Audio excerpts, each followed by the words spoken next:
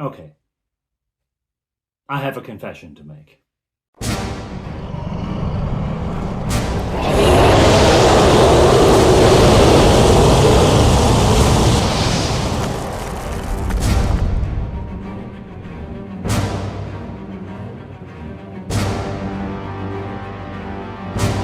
Hello, everyone. I'm Father Aaron. Welcome to The Dungeon Minister! My confession. This adventure is not entirely original. It's actually based on a book, The Hermit of Eaton Forest by Ellis Peters. It's one of the Cadfael mysteries. I won't say any more about it. You can go read it, but after you watch this video, so everything will still be a surprise, except then reading the book won't be a surprise. Sorry, Alice, but come on, your book's been out for like decades now. If people haven't read it by now, they're not going to. Anyway, when we left off, the heroes were about to launch a daring raid. Fleetwood was going to cast Phantasmal Force and lead the soldiers into the woods, while Touchberry, using his halfling stealth, would sneak into the tents and see if Elred or his men were there, or if there was anything about Gloman, anything. And then a body turned up in the river. So the heroes, they go with the group from the alehouse, the staff of the alehouse largely, and they all head out and around to where the body has been found. It is around the corner from, look at the map, that's where it is. Okay, they head there, and there's already a small crowd forming. And there is the body. Very quickly after they arrive, up come the soldiers, and the captain takes charge of the situation, ordering people here, there, you go down, the two of you go down and haul the body out, you help them up here, etc. Taking charge of the whole thing. The PCs drop back a little bit, okay? The heroes fade back into the crowd. They have not been spotted yet, and they don't want to be. Now, they don't know that these soldiers have no idea who they are.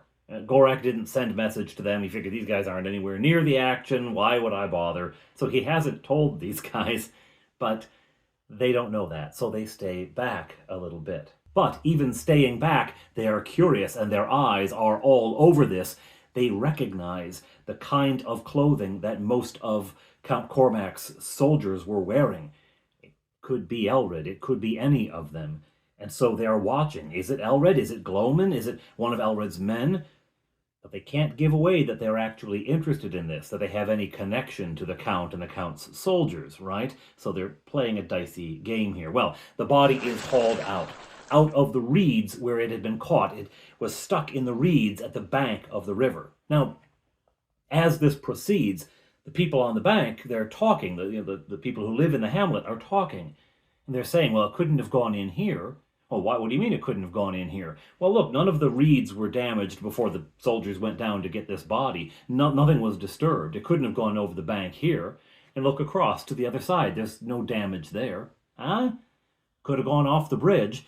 Yeah, it could have gone off the bridge. Whoever it was could have fallen off the bridge, but ever since the wolf attack, we've had a watch, right? 2 or 3 people stay awake all night, and they wake others up. We didn't hear any big splashes, did we? Now, I think this body went in further upstream. And some of the people here, some of the loggers, they float logs down river, right? They put them in south of town, and they float them down river, so they kind of know the ways of the river. They're getting used to the currents of the river and say, I think it flowed down from upstream and just got caught here. At any rate, up comes the body. It doesn't take long for the heroes to recognize Elred. Elred they did know. Elred was part of the battle in the forest against the Horde of the Damned, all right? So they did know him. And when the body is brought up and turned face up, they know who it is. Okay, how did he get there? Is he wounded in any way? The soldiers begin to search the body. They find that he has indeed been stabbed, straight through the heart. They also search the body for any possessions of interest, and they find a small silver whistle. That's it. They don't find anything else. They look all across the body. It is murder, murder most foul, and The going consensus in the crowd is that the body must have been dumped into the river upstream. The captain overhears this and quickly points to 3 of his troops. You, upstream. See if you can find where the body went in. All right, and they troop on off upstream. All right, what do you people do when you have a body? He looks around. Well, this really hasn't been a problem in this hamlet. It only formed a little while ago, but the cartier steps forward. He makes carts for the logging that happens here to bring the logs to the river to be tipped in, and he repairs carts when they get broken, etc. And he steps up and says, I could fashion a proper coffin for him. I can take him. And so the crowd, as one, lifts the body, and they take the body to the cartiers. Now, the players quickly have a confab at the table. What are we going to do? What are we going to do? They decide they are going to still pursue their plan. So Fleetwood and Touchberry are going to stay here. They were going to have Fofire and Bob Johnny on hand in case things went wrong, but they won't be far away. Fofire, Bob Johnny, follow the body, see if there's anything else you can discover. They do so, and Fleetwood and Touchberry make a great show of leaving. And they just go around to the other end of the line of buildings so they can see the area of the tents. And they can also keep an eye over to, they have to stretch out a little bit, they can keep an eye over to the river bank. And what they see there is that the captain leaves a couple of soldiers there and takes the rest back over to the tents. There's also a few of the citizens, just the regular loggers and other people who live in the hamlet, hanging around there still talking over what's happening. This is, big excitement. Probably no one's going to work today, not with all this happening, right? As the soldiers get back to the camp, Fleetwood and Touchberry notice something they hadn't seen before. The soldiers are greeted by 2 massive war dogs. Oh dear. We have that to deal with as well. Oh great, what are we going to do? What are we going to do? Let's still do it. Let's still try. We have to try. Okay, well, what are you going to phantasmal force? Because you were going to do Elred, because they know him, they knew him, they knew what he would look like. You're going to do Elred, but what are you going to do now? And Fleetwood says, I'll still do Elred. Think how much freakier that'll be. Maybe I can scare him away. Anyway, okay. And so he casts his spell. And there, standing at the edge of the wood, for all the world, looking fully alive, is an image of Elred. And he walks out into the open, controlled by Fleetwood, of course, walks out into the open. And the men in the camp see him. He's right there, right? And they stand up and shout and scream. The captain is terrified at first. And then Elred draws a bow and shoots. The arrow goes sailing by. And I actually have Fleetwood roll for an attack roll, because when a phantasmal force hits, it does some sort of phantom damage. And if you take full damage, if you lose all your hit points to it, you fall unconscious. You don't die, but you fall unconscious. Well, it doesn't matter because Elred shoots wide, and the arrow goes off harmlessly, but the soldiers, they shout in indignation, and the captain orders a charge, and they all go running, and the dogs are so excited they go with as well, and they charge, and of course Fleetwood has Elred turn and run into the forest. Okay, go Touchberry, go, go, go! The little halfling creeps out using all of his stealth, and I roll for the roll, because you don't let, and, oh, well, yeah. I rolled a 2. I don't need to roll the second digit. Nobody sees this halfling, okay? He's going nice and sneaky, and he goes up to one tent, lifts the flap, and in he goes. Inside, he finds exactly what you would expect from an army tent. Some cots, some, chests for clothes and personal effects. On the center pole, there's hanging some pouches and bags, etc. Nothing. Okay. Try another tent. Out he goes from that one to another tent, lifts up the bottom, and in he goes. Again, soldiers' barracks. There's pouches again, there's the odd bag here and there. He goes searching through these things. In both cases, he searches through them. Mostly he's just finding personal effects, eating knives, a deck of cards, that kind of stuff. In one of them, he finds a little square of wood with a portrait painted on it of a young woman. And on the back of the portrait, it says, "Come home safe to me, love." So he looks at this thing, and he puts it in a different bag. It's just going to cause a little trouble in the barracks, Anyway, that's all he does there, because he doesn't want anyone to know he's been there, really, right? So out he goes to the third tent, which is the captain's tent. It also has the kennels for the dogs in it. There are no more dogs, thankfully. And he looks around there. There is a table. He finds some paper strewn about. Now, most of it is run-of-the-mill. A list of supplies, right? A list of the soldiers and how long they've served, and you know what, when their relief day is, and all this kind of stuff. Also, a list of people who have come in and out of the camp. And there's not many people come to this little hamlet. A list of the people, though, who have come in and out, and they are on the list. 2 male elves, male halfling, female human. Nothing else, though. Nothing about Elred, nothing about Elred's companions, nothing about Glowman. All right, then.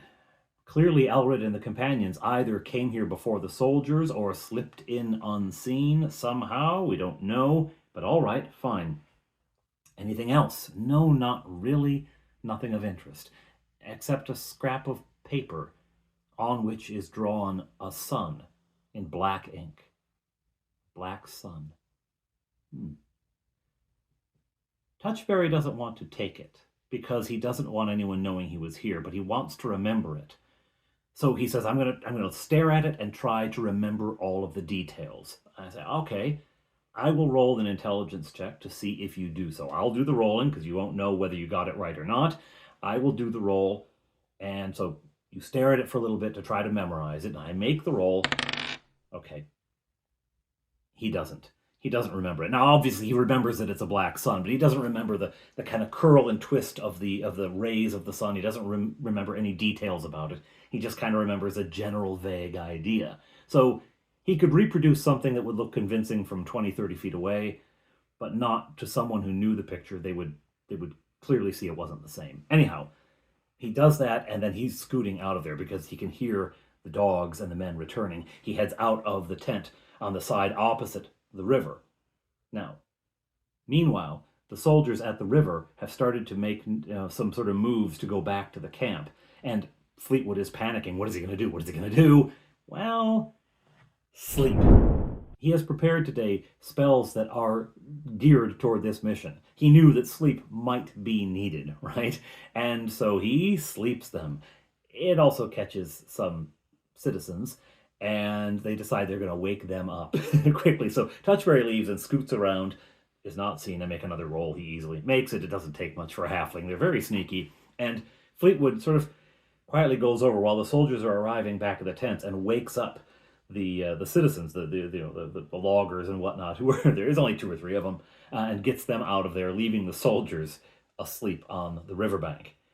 That is an exposure to have, that 2 of them fall asleep after that kind of an event, so it's a risk, but he figured it was a lesser risk than having those soldiers walk in on Touchberry while he was in the tent.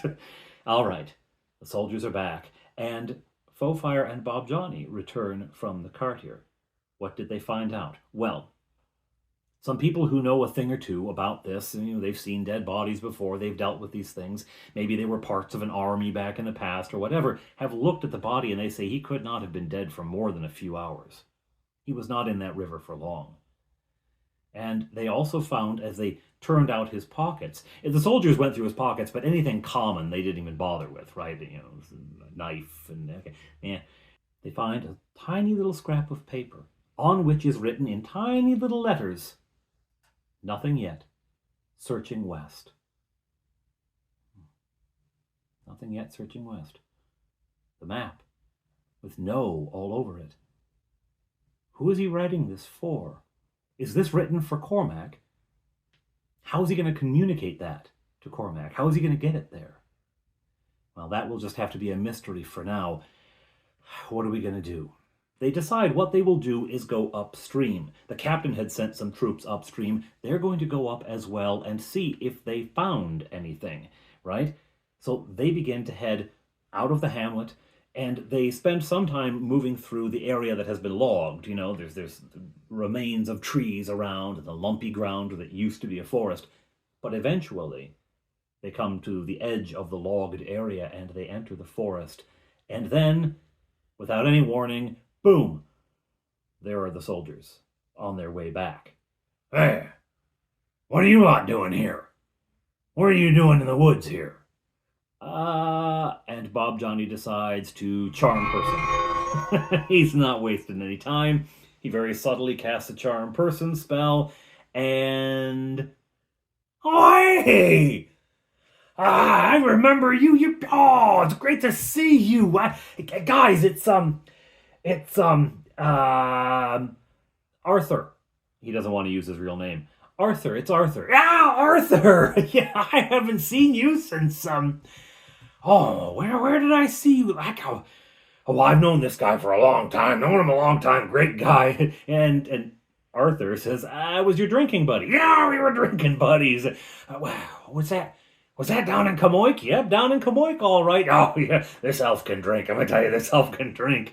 Oh, what are you doing up here? And they banter back and forth for a little bit, right? And Bob Johnny's player is trying to invent things that won't seem suspicious. Meanwhile, the other two soldiers are like, when are you hanging around with elves? What is this, right? They're a little leery of the whole thing, but the guy is so absolutely convinced, because he is absolutely convinced, that he convinces them, and eventually they extract themselves from the entire conversation.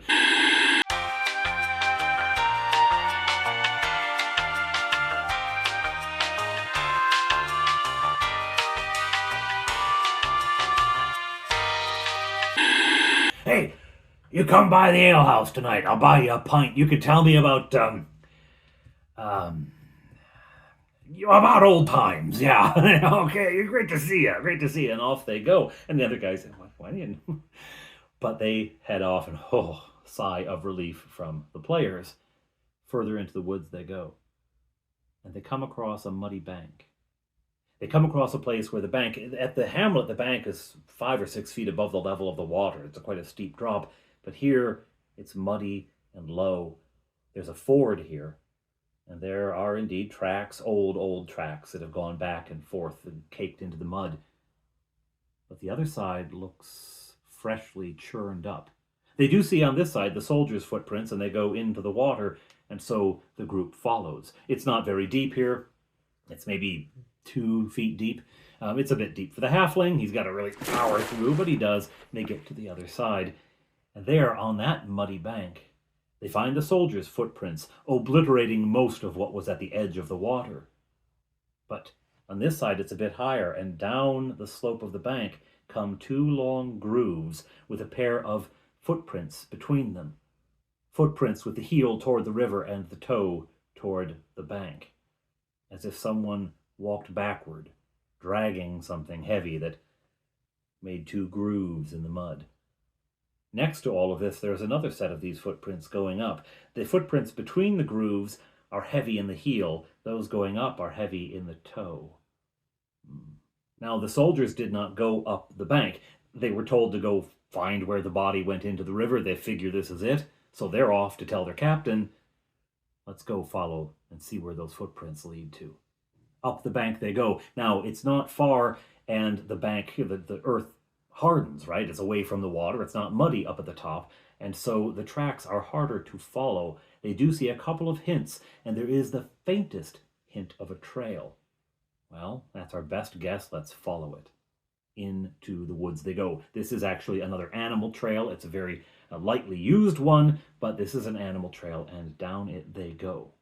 Now, as they make their way on this path, they aren't checking for traps. I mean, it's a trail in the woods, right?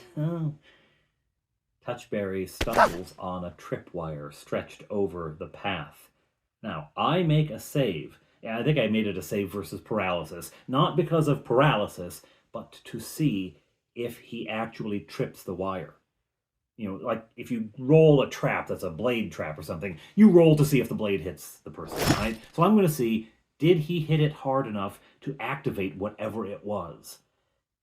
Well, I roll. They have no idea what the effect is. They don't see any effect happen by them. But they look into the underbrush and they follow where this thin cord has gone. And it goes around a post driven into the ground, sanded very smooth with a groove in it, almost as if it's made to take this, and then forward, following the path. They follow the path and the cord. At some point, the path veers off, There's an even fainter path, as if just someone has walked through, maybe with a burden of some kind. They follow that because that's where the cord goes. Eventually, they come to a clearing. The clearing. The hermit's cell clearing.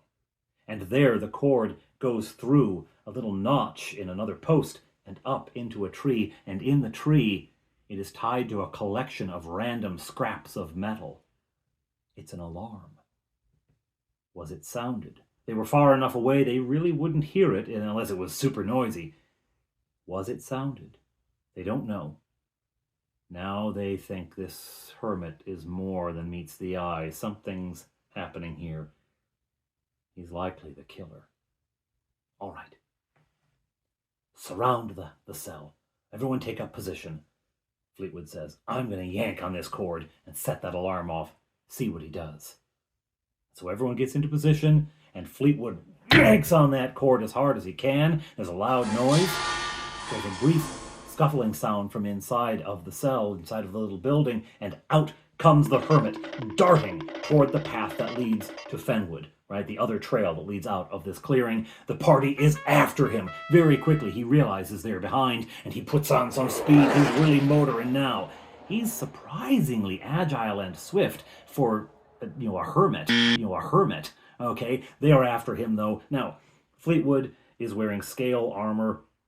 It's not super heavy, but it's heavy enough. It slows him down. Touchberry is a halfling, plus he's in chainmail armor. And Bob Johnny, even though he's an elf, fleet-footed and sure, he's wearing plate mail. So they are the slowest. Then Fleetwood, but at the front of the pack, Foefire. And she is keeping pace with this guy. She's not too far behind when suddenly he turns. Having pulled from somewhere in his robes, having pulled something, he puts it to his lips and blows. It's a whistle. And the sound reaches Foefire's ears. She sleeps. And the man gets away. Well, Fleetwood catches up and wakes her up, and it's too late now. He's long gone.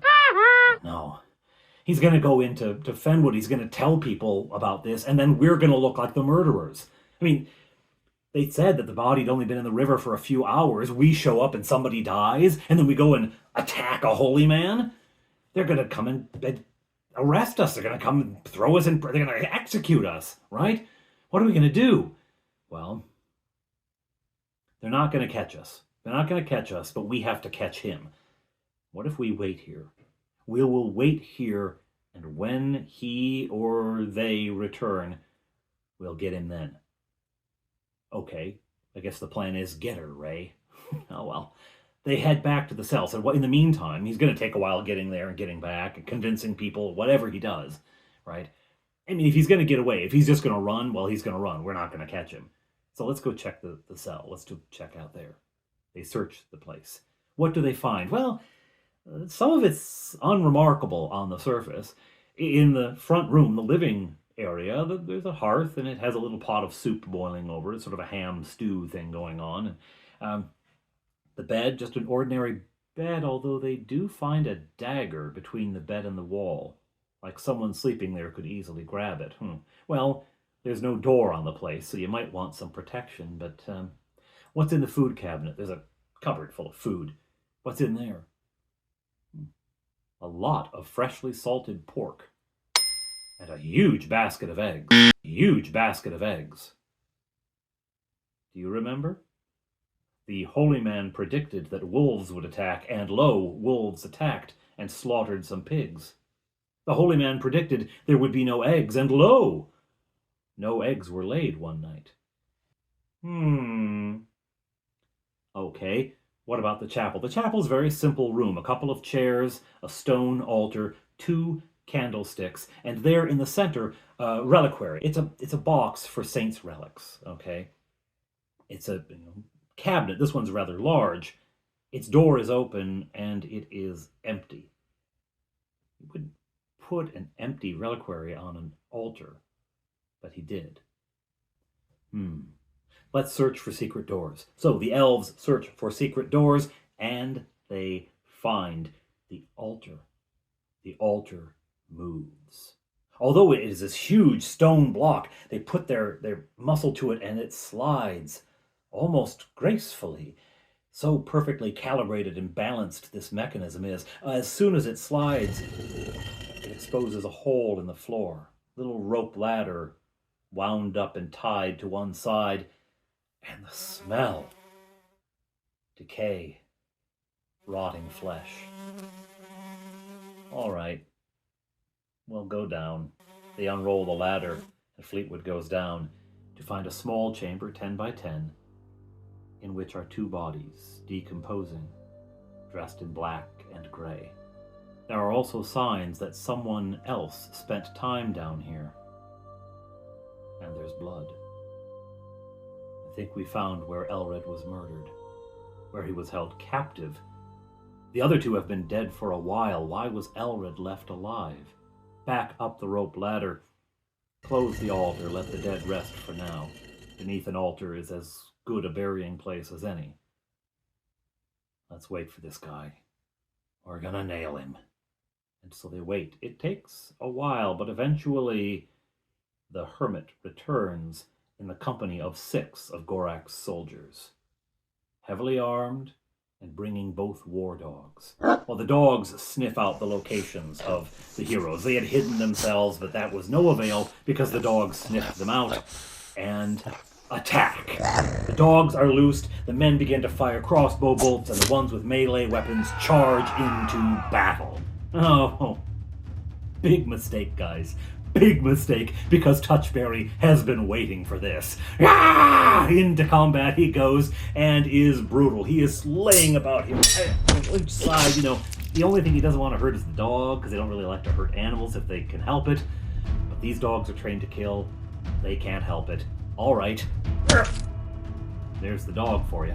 And the battle rages on. Mostly, it's not much trouble for them. Fullfire has a bit of trouble because she has 2 soldiers and a dog, and she doesn't have very good armor class. So she's being attacked.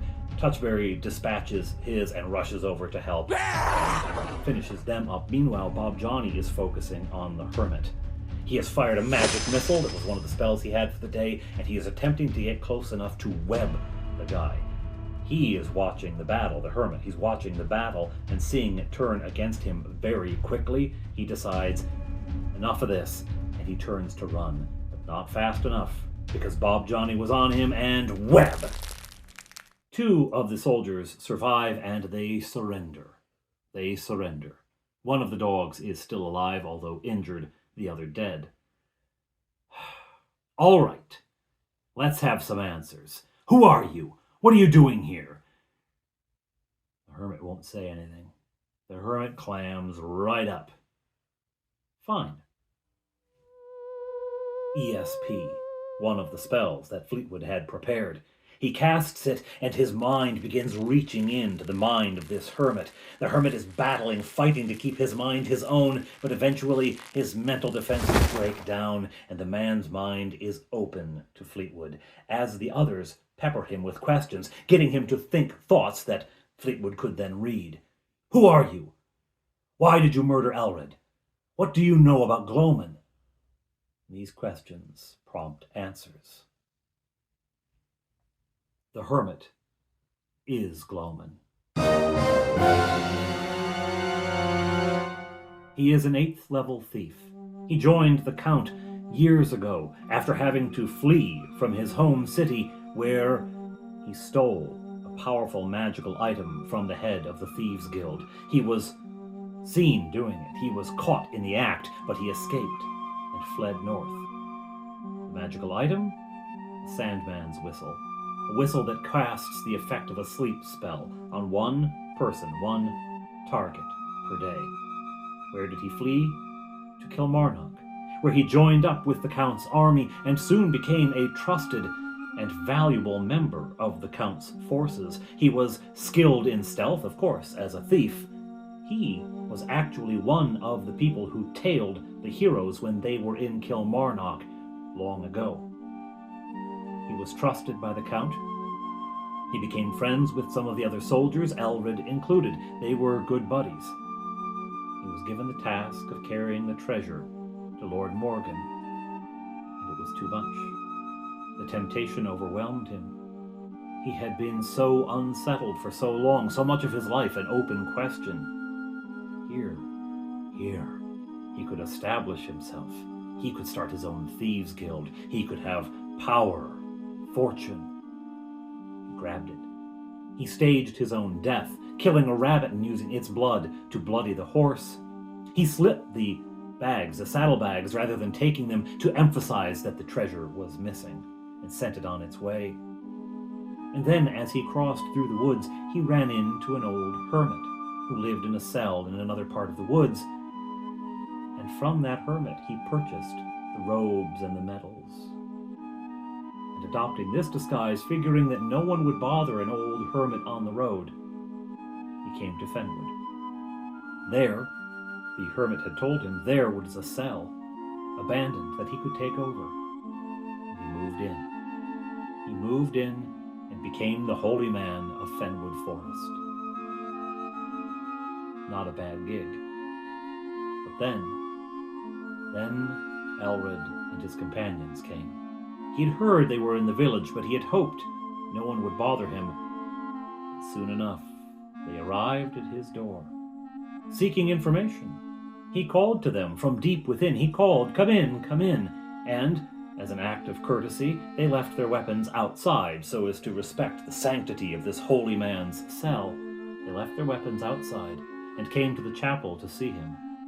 There, obviously, Elred immediately recognized him. And Glowman attacked. He attacked one of the men during that startled moment where everyone is staring at him. He took action and killed the man closest to him in one fatal stab.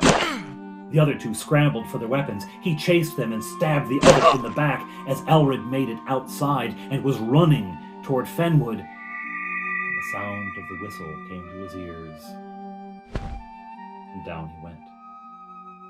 Oh. When Elred woke up, he was in a tiny room with the dead bodies of his companions. He kept him there. Glowman kept him there for over a week because he didn't know what to do.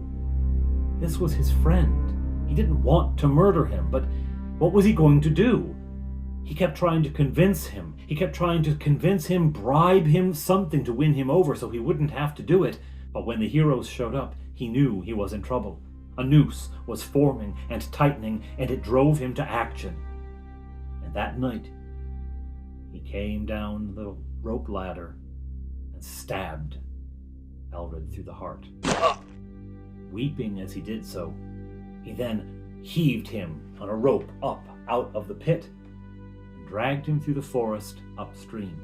He chose upstream because he didn't want to be seen, obviously, in Fenwood depositing a body into the river, so he went upstream. But he was certain that the river would take the body all the way down to Kilmarnock. It bore the logs down. Why would it not take the body? He hadn't banked on the reeds being there and the body catching. He figured the body would wash up in Kilmarnock and they would figure it was a murder victim or someone from a battle that had happened, the great battle, or perhaps one of the flare-ups that occasionally occurred. He thought he could get rid of the body that way. It got caught in the reeds, and he was undone. The reliquary hid a bag of gems that the Heroes of Honeywood had taken from the dungeon under Sulix's tower and given to the Count, and the Count had sent to Lord Morgan via Glowman. He had hid those in the Holy Reliquary. The coins he had buried in the woods, they got the location of that from his mind. And Bob Johnny and Touchberry went to recover those, while Fofire and Fleetwood tied up Gorax's soldiers, figuring that eventually the captain would come looking for them, find them, and they could tell the story of what had happened here. But Glowman needed to face the Count's justice. The keep is a long way away. Are we going to take him all that way? You know what's closer? Akegmar is closer. That's where we'll take him. We'll take him to Lord Morgan to face justice. Yes, the bannerman of the Count is almost as good as taking him to the Count himself for justice. Excellent, all right. We have everything we need. We've dug up the coins and dispersed them amongst our bags. We have the bag of gems. And we have this traitor. Bind his hands and hold the rope fast. You got a long way to walk, buddy. Off they go. Off they go, through the forest, going nowhere near Fenwood, which is dangerous to them now. Off they go cross country.